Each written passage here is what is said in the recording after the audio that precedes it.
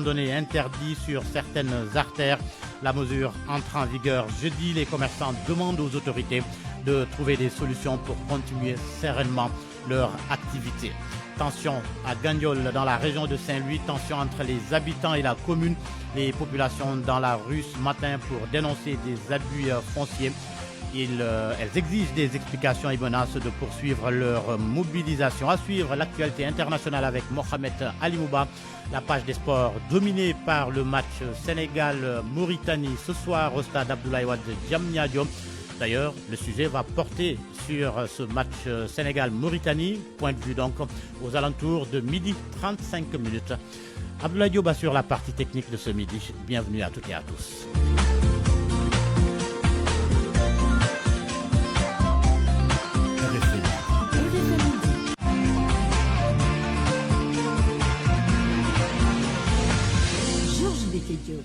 Soir de grand rendez-vous au stade Abdoulaye Wade de Diamniadio. Le Sénégal affronte ce soir la Mauritanie pour le compte des éliminatoires du Mondial 2026. Une victoire qualifierait les Lions pour la prochaine Coupe du Monde. En face, les Mourabitoun,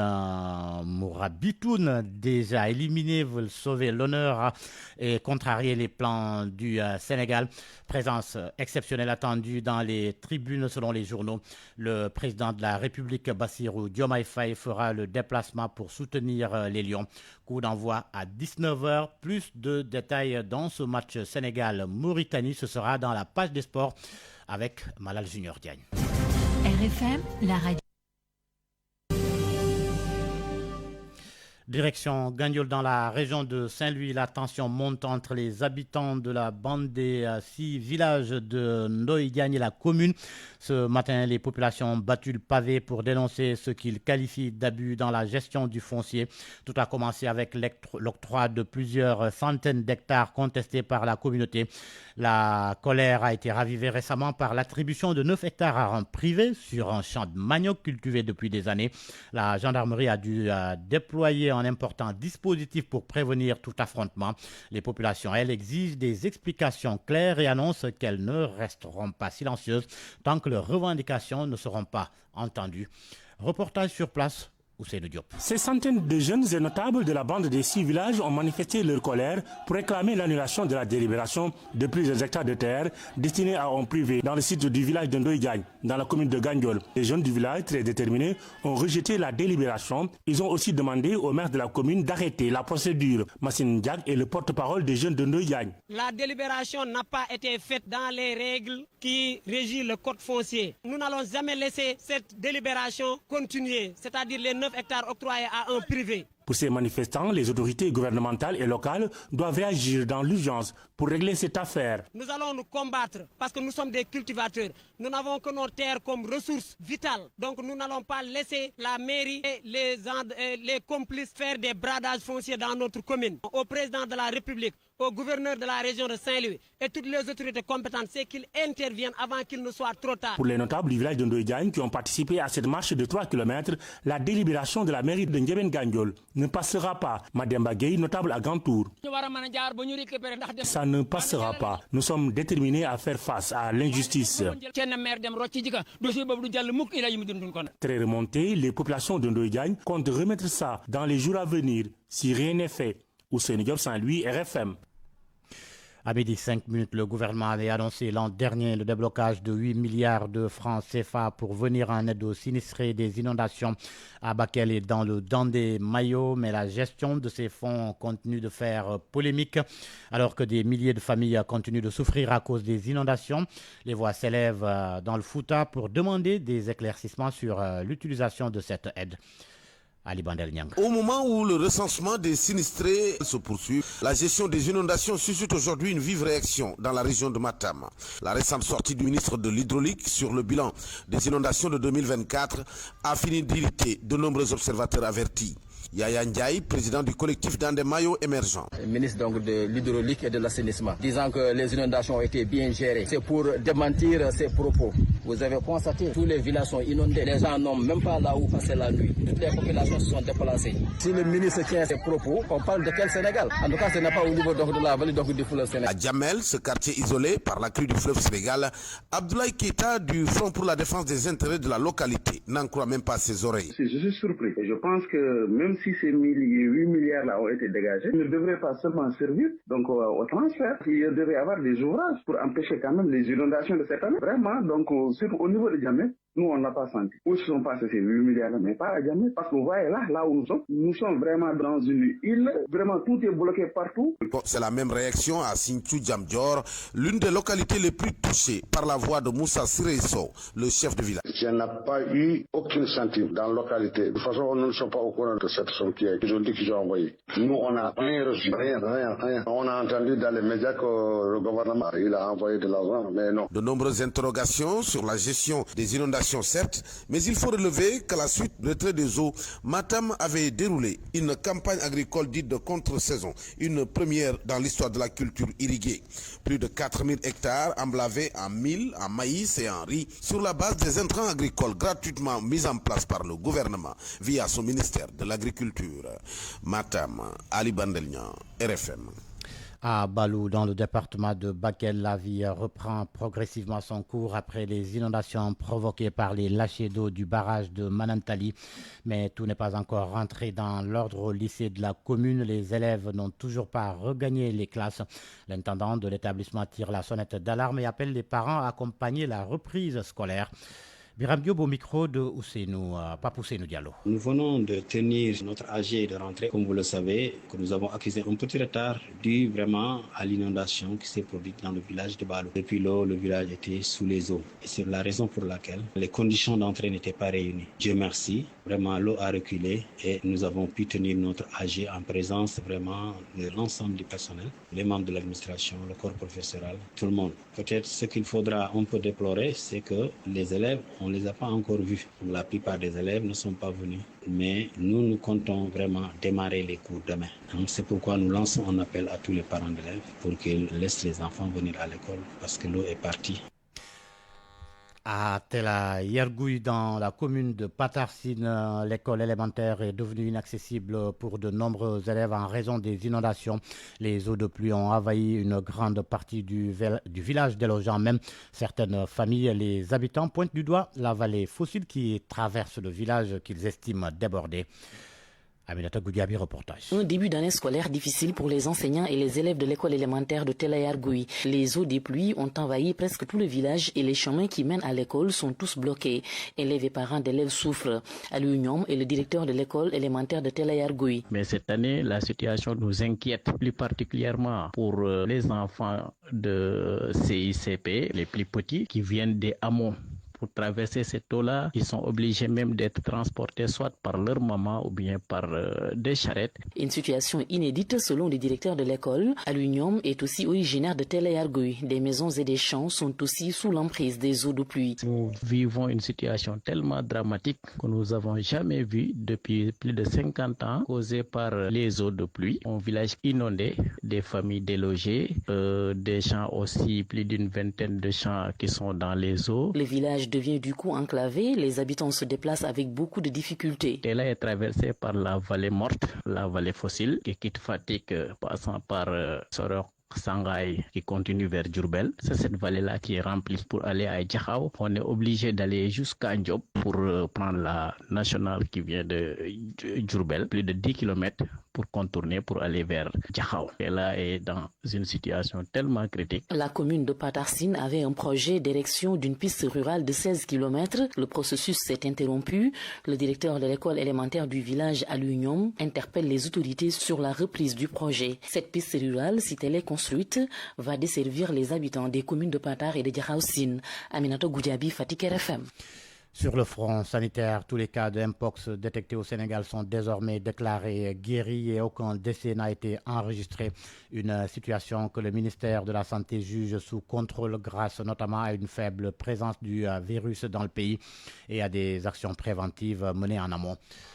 Le risque de propagation du virus de Mpox est beaucoup plus faible comparé aux autres en circulation dans le pays parce qu'il n'est pas endémique.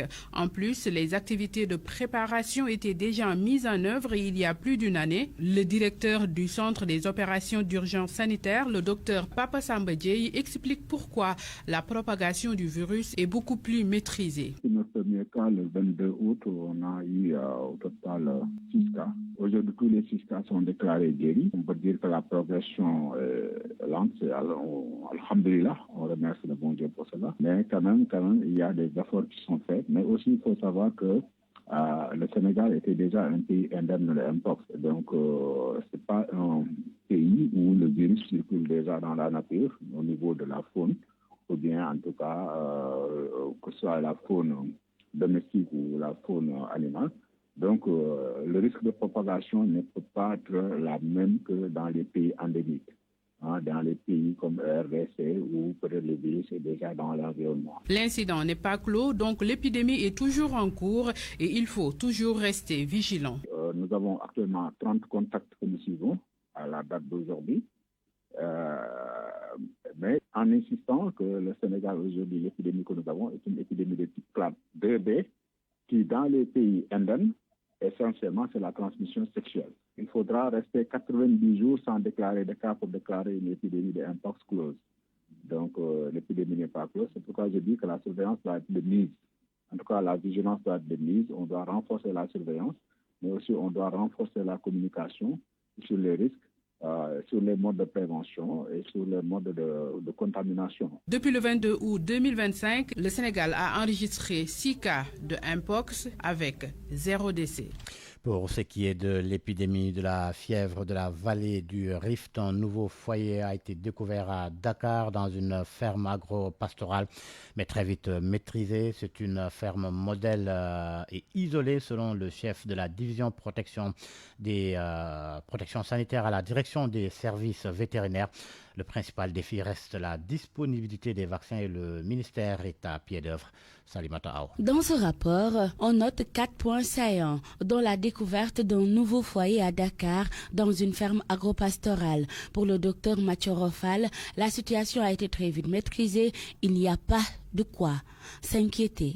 Oui, tout à fait. Le samedi passé, donc, il y a un cas positif chez un bovin. Donc, dans une ferme agro-pastorale à Dakar. Et voilà, sur pratiquement 200 bovins, il y avait un qui était revenu positif. Après la confirmation, un travail de terrain a été minutieusement fait pour d'autres prélèvements.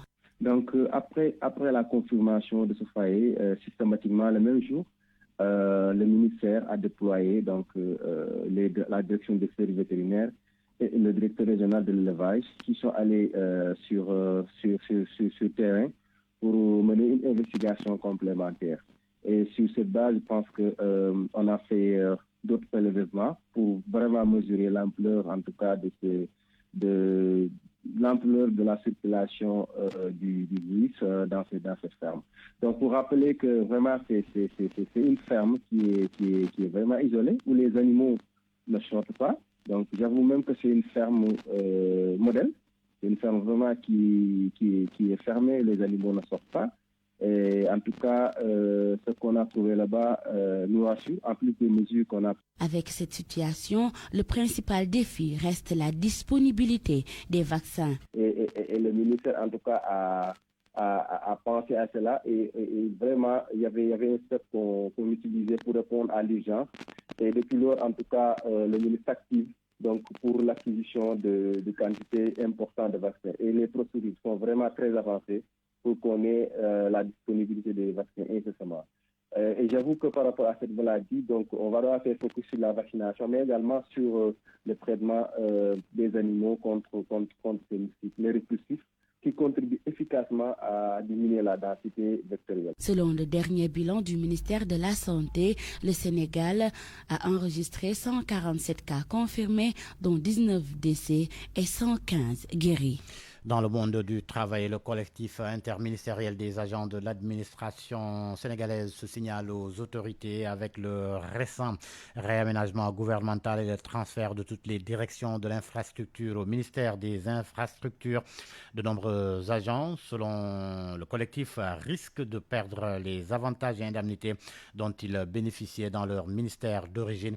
Le collectif interpelle le gouvernement pour prendre des mesures afin que ces travailleurs conservent leurs droits et acquis.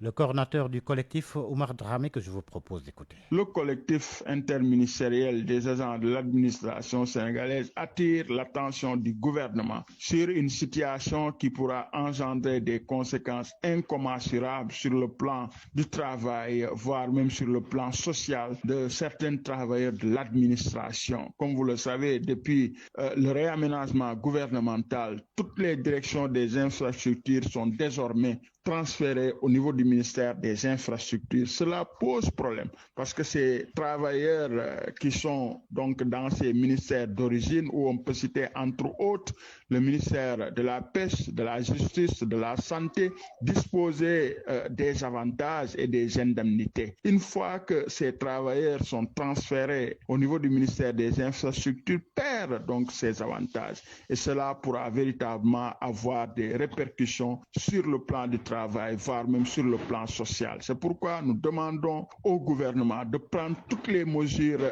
idoines pour que, donc, une fois que ces agents sont transférés au niveau du ministère des Infrastructures, qu'ils puissent retrouver des avantages qu'ils disposaient dans leur ministère d'origine. Sinon, donc, la politique de l'État qui consiste à regrouper toutes les directions infrastructurelles au niveau du ministère d'infrastructures pour plus d'efficacité et d'efficience pourra véritablement donc vouer à l'échec.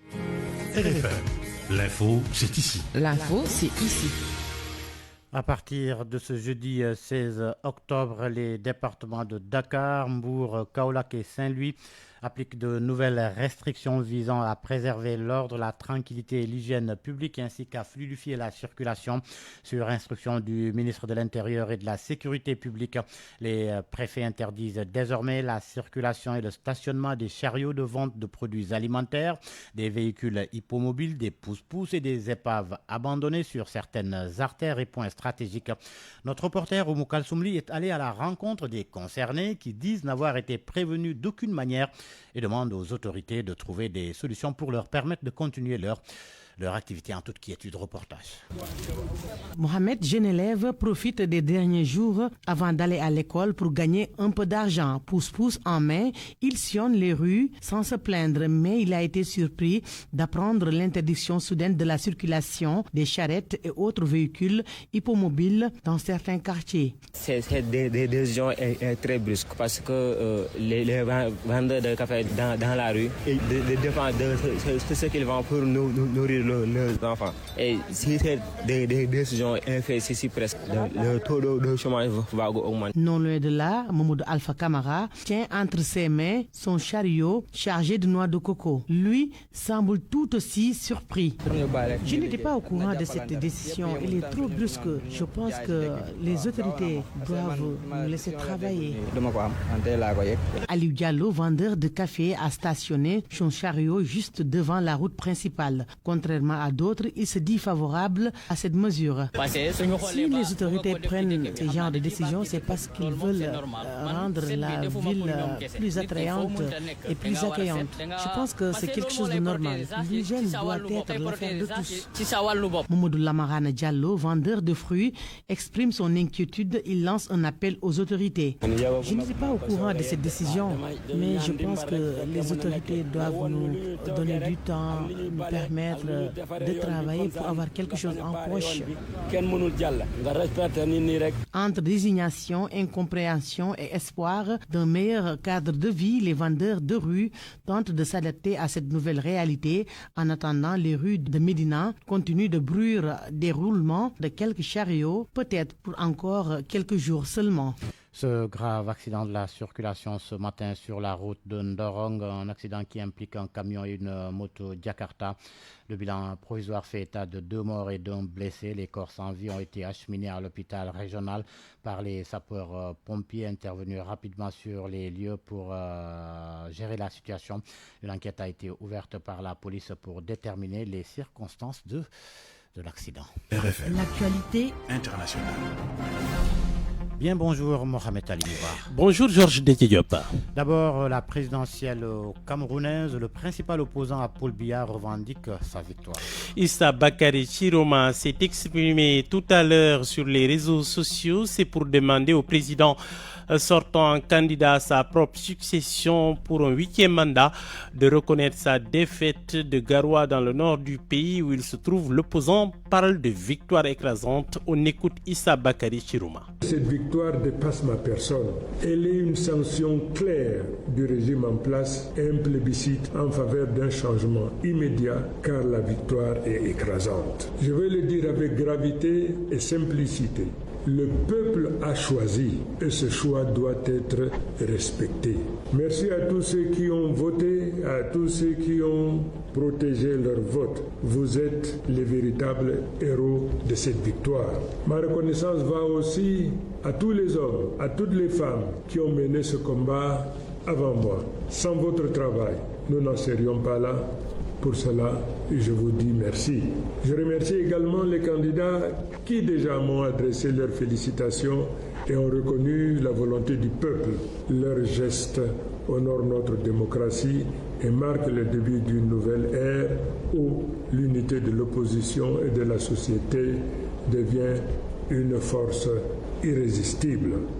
Dans les jours qui viennent, je partagerai avec vous un rapport détaillé de vos votes par région, tels que compilés à partir des résultats affichés publiquement, conformément à l'article 113 du Code électoral, dans les bureaux de vote nationaux et dans la diaspora. En Côte d'Ivoire, à Limou, la tension monte. À 10 jours de la présidentielle, l'opposition continue d'appeler à la mobilisation pour le respect de la Constitution. Oui, l'opposition est écartée de la présidentielle qui continue de se battre pour des élections inclusives alors que la campagne électorale bat son plein depuis dimanche. Elle promet une grande mobilisation, une marche nationale pour le respect de la Constitution. À 10 jours de la présidentielle, la tension politique monte en Côte d'Ivoire, nous dit notre correspondante sur place, Gobia Eyabi. Le droit de manifester ne doit pas être un privilège à réserver aux partisans du pouvoir, a déclaré Maître Abiba Touré, porte-parole du Front commun PPSI-PDCI, martelant que le peuple ivoirien continuera de marcher. Face à cette situation et suite à la répression violente de la marche du 11 octobre dernier, les Ivoiriens ont commencé à se mobiliser d'eux-mêmes à travers des marches spontanées à Gagnoa, Daloa, Bonoua, Alépé et dans bien d'autres localités du pays. Nous saluons leur courage, condamnons la répression et affichons notre soutien total à ces initiatives populaires. Le droit de manifester ne doit pas être un privilège réservé qu'aux partisans du pouvoir. Tant que cette discrimination persistante perdurera, le peuple ivoirien continuera de marcher et nous continuerons de l'accompagner. Le Front commun informera très prochainement l'opinion publique d'une nouvelle grande marche nationale. En attendant cette date, le Front commun soutient toutes les marches spontanées, éclatées et pacifiques qui se feront chaque jour jusqu'à ce que la Constitution soit respectée. Pour rappel, le 11 octobre dernier, 237 manifestants ont été interpellés à la suite de la marche du Front commun qui avait été interdite par le Conseil national de sécurité. Le bras de fer entre le Front commun et le gouvernement se maintient en pleine campagne électorale pour la présidentielle du 25 octobre prochain. Comme un pacte incassable, tout scrutin présidentiel en Côte d'Ivoire est un pari risqué et un rendez-vous vers l'inconnu. Gobia Yabi, Abidjan pour RFM. À Madagascar, le président refuse d'abdiquer. André Rajoelina vient de dissoudre l'Assemblée nationale alors que les parlementaires examinaient justement les voies et moyens de constater sa démission pour abandon de poste. Le président malgache est contesté, vous le savez, dans la rue depuis plusieurs semaines. Appelé à la grève par plusieurs syndicats, les fonctionnaires ont rejoint les manifestants. Les manifestations initialement organisées par des jeunes du collectif Gen Z, André Rajolina, est réfugié dans un lieu inconnu d'où il mène apparemment la résistance. Proche-Orient, pour terminer, l'ONU et le Comité international de la Croix-Rouge réclament l'ouverture de tous les points de passage sur la bande de Gaza, ce pour permettre d'acheminer très rapidement l'aide humanitaire à la suite de l'entrée en vigueur du cessez-le-feu signé entre Israël et le Hamas. Merci Mohamed Ali Mouba pour cette page internationale. Parole aux auditeurs.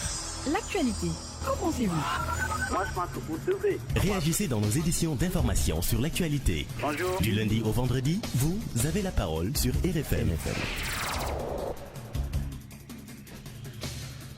Aux alentours de 12h35, c'est la question du match Sénégal-Mauritanie prévu à 19h comptant pour les qualifications à la Coupe du Monde 2026 aux États-Unis, au Canada et au Mexique. Et pour en parler, Momar Thioune, coach et consultant, et Hubert Mbeng, journaliste directeur de publication du quotidien Record. RFM Sport.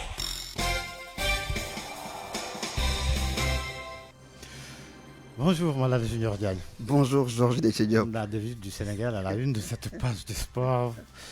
Me signalez-vous, un peuple en but, une qualification donc pour parler du match Sénégal-Mauritanie. C'est la seule actualité du jour pour cette journée de qualification pour l'équipe nationale du Sénégal. À 19h, face à l'équipe de la Mauritanie, les joueurs sont conscients de ce qui les attend. Le peuple est mobilisé.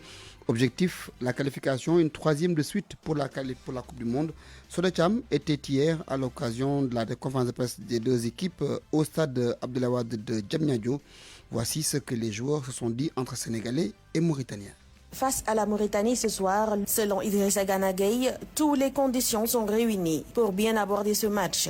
On s'est bien préparé, on s'est bien reposé aussi, ce qui nous a permis d'être prêts pour ce match, Inch'Allah, qu'on va tout faire pour gagner, pour notre public, pour le peuple et surtout pour nous en tant que joueurs. Certes, la Mauritanie est éliminée, mais les Mourabitounes ne comptent pas aborder ce match en victime expiatoire, nous dit l'un des défenseurs, Lamine. Mathématiquement, on est déjà éliminé, mais ça ne change rien. La motivation reste la même. On est des professionnels, on se doit d'être concentré à 100% pour essayer de gagner le match et faire le max possible pour donner la meilleure version du monde. Le Sénégal cherche une troisième qualification consécutive au mondial. Chose possible selon l'un des cadres, Idrissa Gana Gueye. Aller encore une fois en Coupe du Monde pour une première fois pour certains, deuxième pour d'autres et troisième pour les plus anciens. Et voilà, tout le monde est concentré, focus à 200% pour réussir notre objectif. Et pour le défenseur de Mourabitoun, le Sénégal est une équipe complète. À tous les postes, ils ont 2 voire 3 joueurs qui peuvent jouer sans que ça change le niveau de l'équipe. Je pense que ça c'est une force, c'est pour ça qu'ils ont perdu très peu de points durant cette campagne. Après, chaque équipe a des faiblesses. À nous de maximiser ça et d'essayer de déstabiliser du maximum qu'on peut. Leader de son groupe avec 21 points devant la RDC qui en est à 19, le Sénégal compte maintenir cette première place et tout passe par ce match contre la Mauritanie.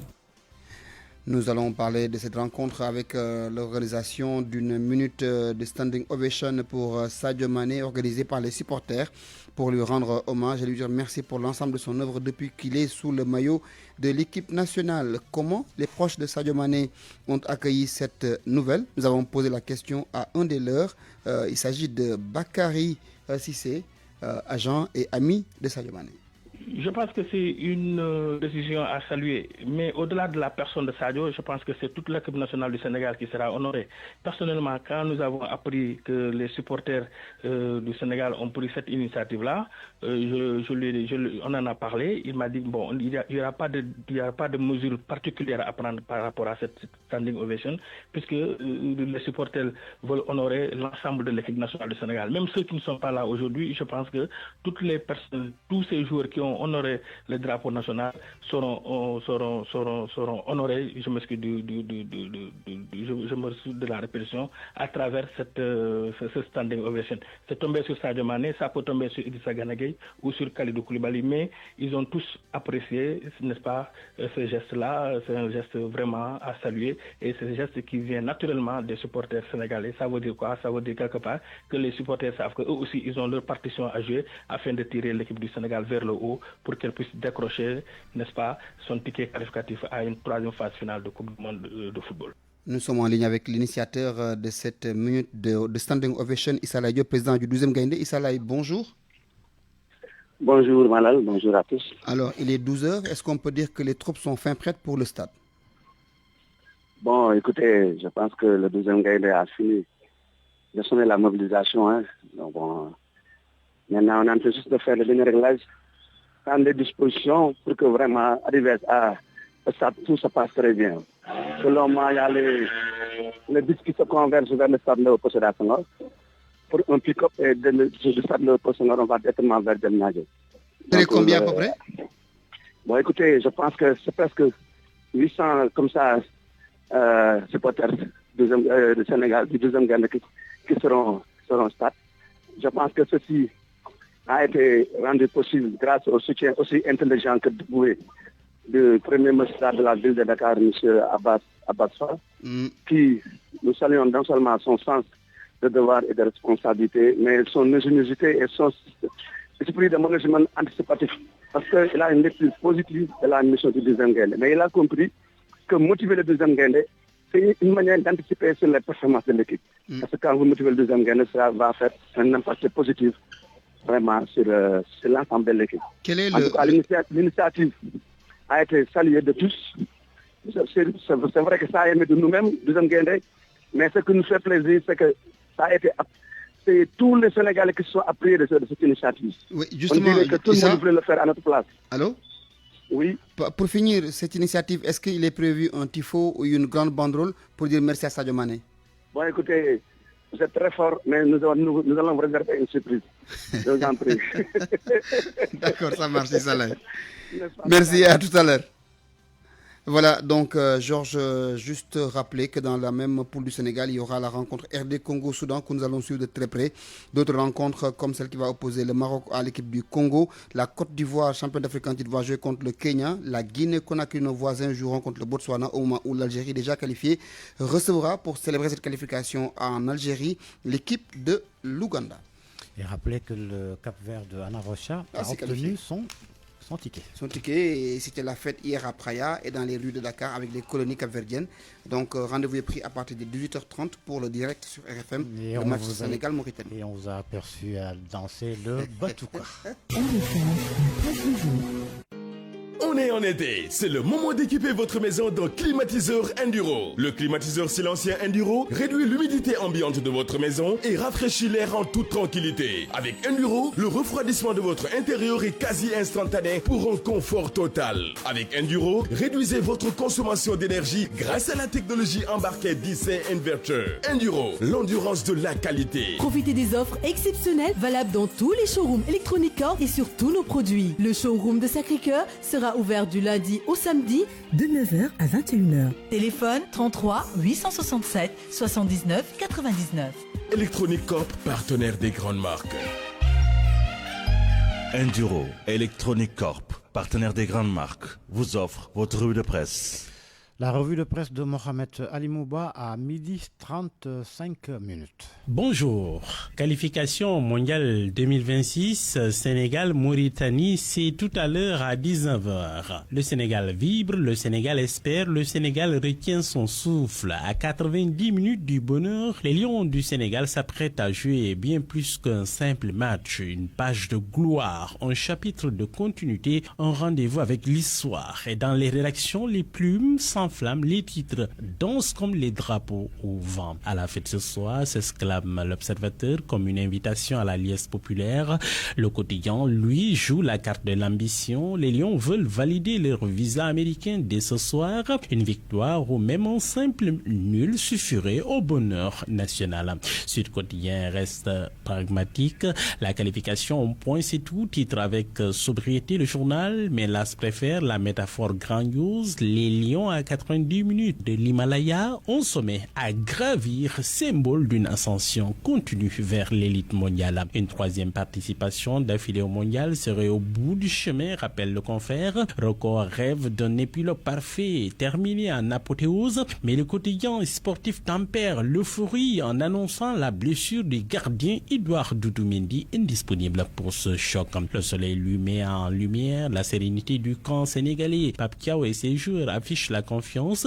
Le chef de l'État, Bassirou Diomaye, présent dans les gradins, il est annoncé, il viendra booster les Lions et le coach tout sourire confie. Cette fois-ci, nous sommes chez nous, à nous de faire ce qu'il faut. Une phrase simple mais lourde de sens et d'engagement. Mais tout n'est pas fait autour du stade, non. Tribune met en lumière une ombre au tableau. La fédération dans l'incapacité de gérer les accréditations. De nombreux journalistes sportifs n'ont pas obtenu leur laissez-passer, écartés au profit d'influenceurs. Dans un élan de solidarité, Pape Thiaw et certains joueurs auraient même mis la main à la poche pour permettre à des supporters d'acheter leurs billets et de participer à la fête. Tout autre chose à présent, blanchiment de capitaux. Aliou Saleh, son épouse, cautionne et rentre chez eux 240 millions de francs CFA sur la table du juge et on n'en repart plus. Non délibération, l'ex-maire de Guédiawaye est visé pour trafic d'influence et corruption. En plus de ces deux présumés délits, il a été inculpé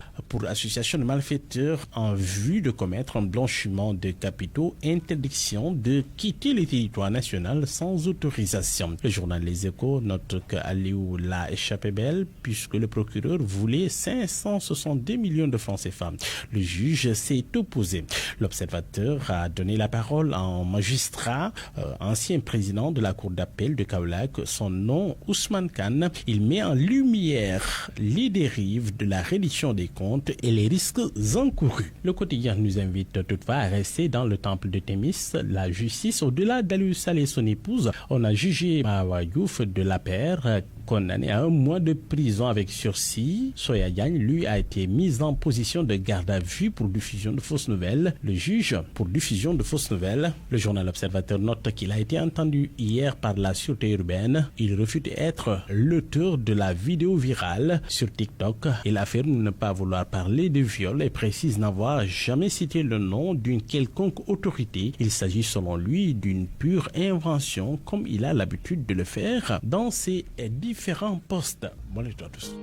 On est en été, c'est le moment d'équiper votre maison d'un climatiseur Enduro. Le climatiseur silencien Enduro réduit l'humidité ambiante de votre maison et rafraîchit l'air en toute tranquillité. Avec Enduro, le refroidissement de votre intérieur est quasi instantané pour un confort total. Avec Enduro, réduisez votre consommation d'énergie grâce à la technologie embarquée DC Inverter. Enduro, l'endurance de la qualité. Profitez des offres exceptionnelles valables dans tous les showrooms Electronica et sur tous nos produits. Le showroom de Sacré-Cœur sera ouvert du lundi au samedi de 9h à 21h. Téléphone 33 867 79 99.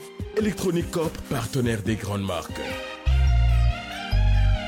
Enduro et Electronic Corp, partenaires des grandes marques, vous ont offert votre revue de presse. Point de vue. Regard croisé sur l'actualité du jour.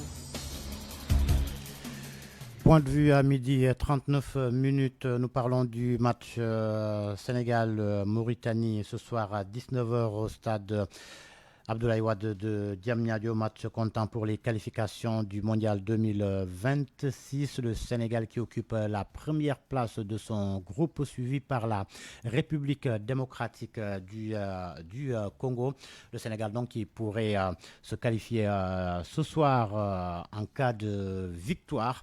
Et pour en parler, Momar Thioune, coach et consultant. Bonjour Momar Thioune. Bonjour Georges. Avec nous également Hubert Mbeng, journaliste, directeur de publication du quotidien Record. Bienvenue Hubert. Merci beaucoup Georges. Alors je commence par vous Momar Thioune.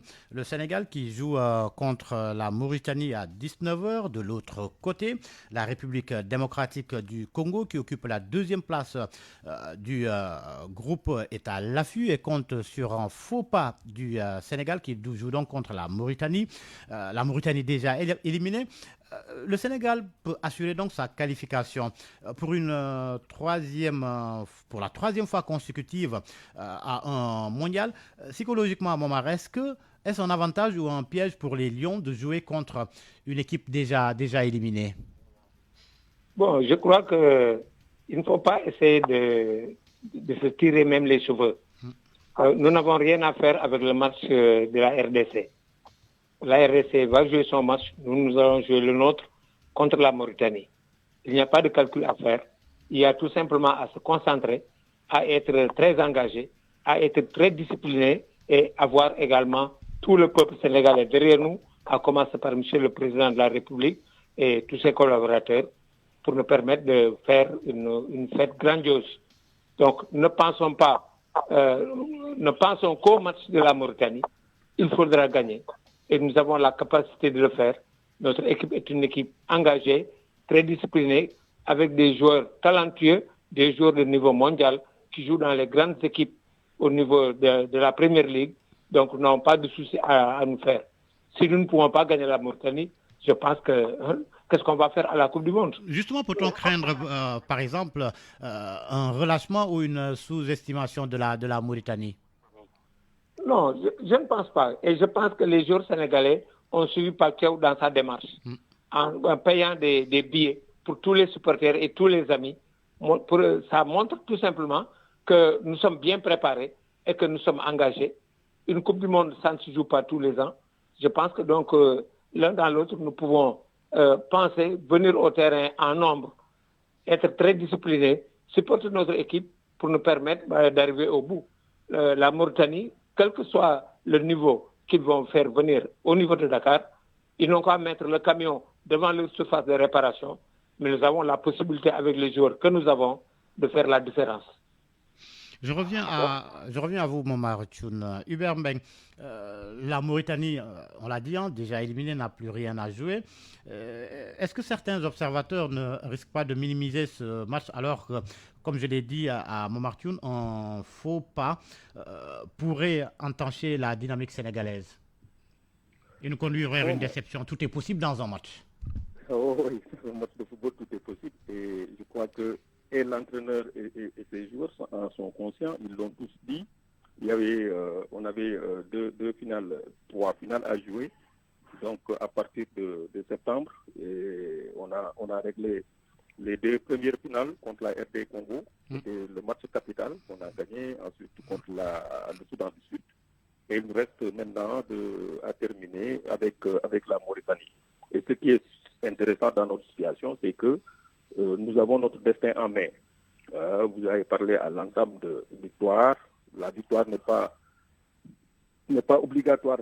On a même la possibilité de passer en cas de match nul parce qu'on a largement... Et là, tout dépendra du match de l'autre côté. On serait à égalité, mais là, nous sommes à plus 15. Donc, il leur faudrait battre 7 buts d'écart, remporter par 7 buts d'écart leur match. Ça veut dire le Sénégal a l'avantage d'avoir creusé l'écart en termes de but, en termes de goal average. C'est presque un point de plus pour nous. Donc, nous avons tous les atouts en main. Nous avons 2 points d'avance. Ce goal average-là assez large. Un match à domicile.